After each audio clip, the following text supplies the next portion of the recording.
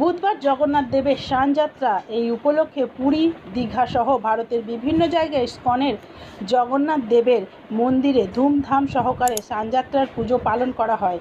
পশ্চিম বর্ধমান জেলার আসানসোল গারুই গ্রামে ইস্কনের জগন্নাথ দেবের মন্দিরে ধুমধাম সহকারে স্নানযাত্রার উৎসব পালন করা হয়েছে। বুধবার সকালে আসানসোল পৌর নিগমের চেয়ারম্যান অমরনাথ চ্যাটার্জি মন্দিরে গিয়ে দুধ দিয়ে জগন্নাথ দেবকে স্নান করালেন।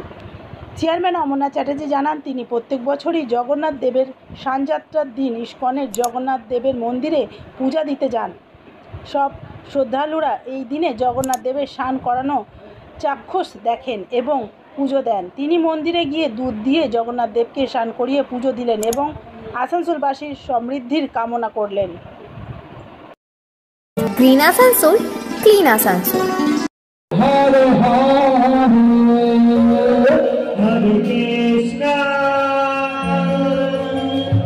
Hare Krishna, Krishna Krishna, Hare Hare.